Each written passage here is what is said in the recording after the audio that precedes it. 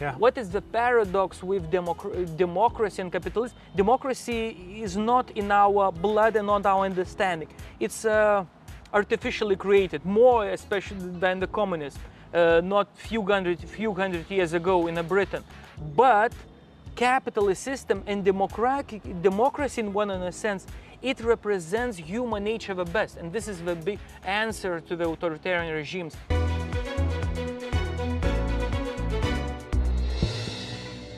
各位朋友们，大家好，安安大家好，我是斯坦，欢迎收看这一期的节目。今天我在立陶宛维尔纽斯，我有邀请一位特别来宾 Matas Maldeikis， 是立陶宛的国会议员。Matas, thank you so much for agreeing to take part in this show and in this interview. It's my pleasure. It's my pleasure. So as I told you before, we're doing videos about the democratic transformation of Lithuania and about the transferring of ill-gotten party assets of the Communist Party back to the Lithuanian people. And can you, because Lithuania and Taiwan experienced the democratization during the same time frame, right? Late 80s, early 90s. And the experiences probably are to a certain extent similar. Yeah. What do you think Lithuanian people and Taiwanese can learn from each other? You know, taking the Lithuanian perspective, what happened with our assets coming back to people, most of the people have some kind of documents, some kind of information about before nationalization of their land. Mostly it was about the land of nationalized when communists came. So most of the people have that, and they just showed that to the government, and government gave it back. It was pretty easy for those who have in some kind of archives or something like that.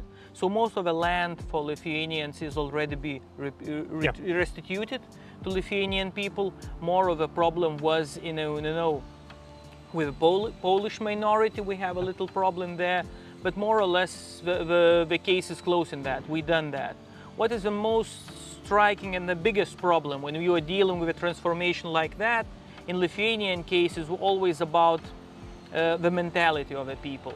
And we should admit that. We should understand that when we're dealing with that. Because what did Russians do when they come to Lithuania, when they annexed our country? First thing, they put all our political elite, economical elite, business elite at that time, and they put that into Siberia to die there. And Arctic Circle also, there have been deportation of Lithuanian people. A lot of deportation, and why they did that? It was very logical from their stand of view. They wanted to get rid of our political elite in a sense of the elite that makes the, you know, your country go forward. Yeah. It's always, if you look at the history of the world, it's always not a big part of the people who make the change. And all the people later just follow that. So what Russians do, and they understand that, they was trying to get rid of our elite to erase the memory of what is going on, to create a new society of Homo Sovieticus, how they was calling like not that. sapiens anymore, but something different. Not sapiens, but Homo Sovieticus, as a people who would be communist mentality and all the things like that. Of course, it's impossible, it's utopia. People don't function like that, how they imagined there. It was engineering in the best way possible from their point of view. So, of course, this project collapsed. And what is the biggest challenge Lithuania is dealing now is to get back, to create a new elite, to create a new people who already live in a free society and thinking very freely, looking at the world very freely and seeing the world from the values-based perspective and not from some cynicism or that communism brought us to that. So of course it takes time. This transformation in their heads is the most difficult one and the most takes longer term. We have to deal with that, and this is what I would learn from my country with my expertise, and I think in your country there is the same, of course. A lot of people get used to some kind of system. They want to get back to, you know, they have a dream, utopia of, oh, in younger days it was better, it was, the fruits smelled tastier. The grass was greener. The grass was greener, the people look nicer, and all the things that comes from the world that never existed. It's all in my mind. This is how our mentality and mind functions. So to deal with all those transformation that is happening in the world is very hard for some part of society that lived earlier in the world that everything was told to you to do. And the biggest problem and challenges for democracies is for people to live freely as they want. Sometimes it takes a lot of courage and a lot of will, you know, to live as you please. Nobody will tell you what to do. And sometimes it takes challenge. And it's also a question of responsibility. Yeah, of course. Because people in those authoritarian countries, they have always been told what to do. Exactly. And right now you have to make your own decisions for yourself. To create your own destiny, you know. And you have to take responsibility for yourself.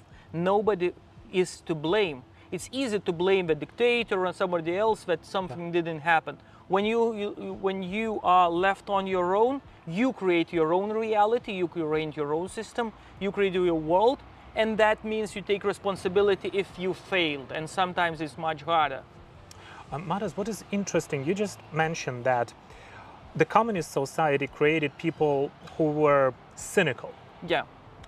Why so? And could you give like an example of that? Why? Cynical, in a sense, when I talked with the Western people, it's very good. It's very easy to see because I'm talking with them, and I have a feeling of their naivety. You know, you look at them and thinking, "What's wrong with you? World is much crueler than you look at that." And I try to understand for myself where it has come from. Yeah. And I understand, because if you live in a communist society as we lived in Soviet Union, or now Chinese people live in People's Republic of China, People Republic of China, what happened with you? You understand that it's a lot of fake there.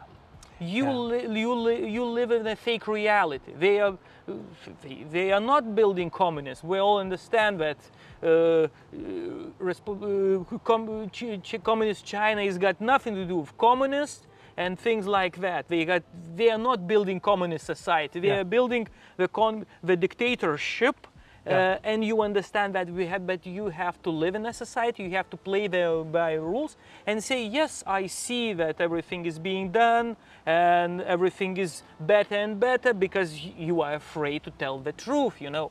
So what happens, your personality starts to become dual, if I mean. One that you have in kitchen and in your bedroom, that you think of the world, and you sometimes even afraid to tell yourself how everything functions, because sometimes you're even afraid to tell that in the kitchen to your wife or your husband, because maybe he won't understand you, in a sense that or will report you, or you will report you, or something. You can't use internet and things like that. You have one reality in the kitchen, as I call, or in a bedroom, and another reality, public reality. Public reality, where you say everything is okay, communist rules, everything free. We are very democratic. We live very freely. We enjoy the system and things like that. It's a dual system, and this duality comes into your nature. And after you get your independence, what's happening? This duality stays with you, of course, because you grow up with this duality. And it's very hard to look at the world and see just what it is.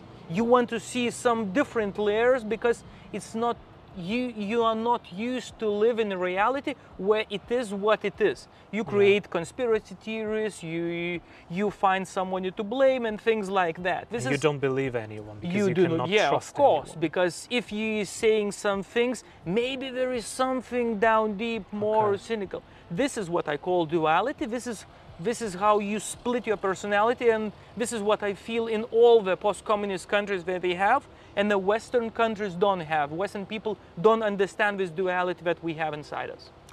Thank you so much for this answer. And actually, while talking about, there are some things that you would probably be even afraid to say in your kitchen. Exactly. Do you know right now in China, they are actually asking little children to report on their parents if they say something bad about the Communist Party at their homes. At their home, because they know, they hear what is going on in their kitchen. If you come from a totalitarian point of view, it is very logical. It is 1984, because the kids will not lie, the kids will tell, and the kids, from the opinion of the kids, you can think of what is going on in the kitchen in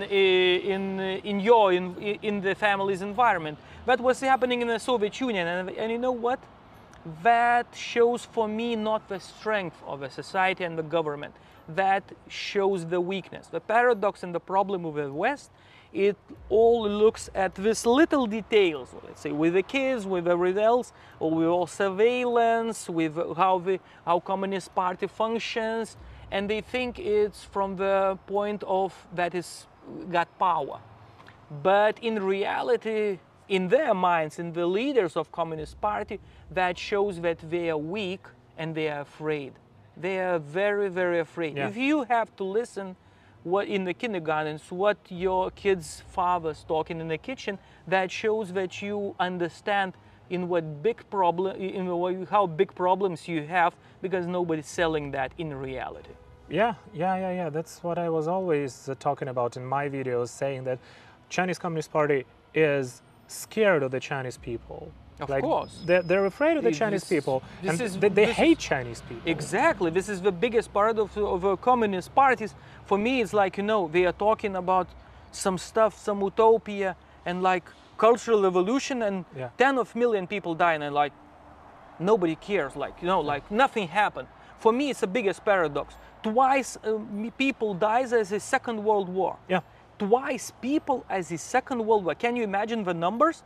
We never comprehend these numbers. We never understand how big this is, and everybody is like, okay, and everybody eats this information and just moves on.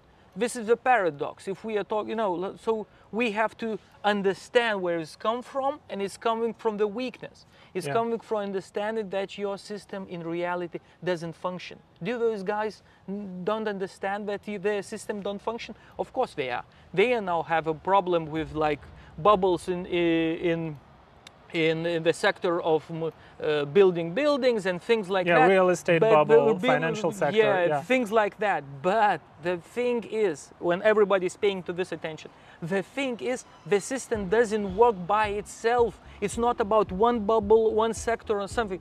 The system doesn't work. And the biggest problem here is, what is the biggest problem with communist system?